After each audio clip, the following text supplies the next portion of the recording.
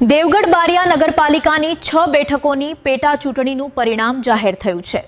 ભાજપને મોટું નુકસાન વેઠવું પડ્યું। દેવગઢ બારિયા નગરપાલિકા પેટા ચૂંટણીનું પરિણામ જાહેર। દેવગઢ બારિયા નગરપાલિકાની 6 બેઠકોની પેટા ચૂંટણીનું પરિણામ જાહેર થયું છે।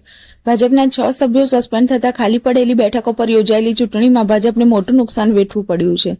6 બેઠકોમાંથી ભાજપને 2, કોંગ્રેસને 2 અને આમ આદમી પાર્ટીને 2 બેઠકો મળી છે।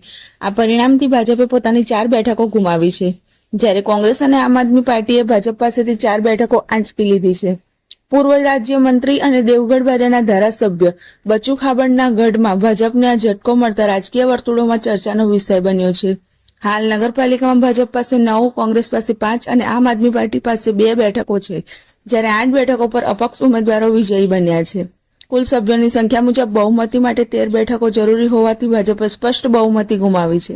મોડેલ સ્કૂલ ખાતે યોજાયેલી મતગણતરી શાંતિપૂર્ણ માહોલમાં પૂર્ણ થઈ છે।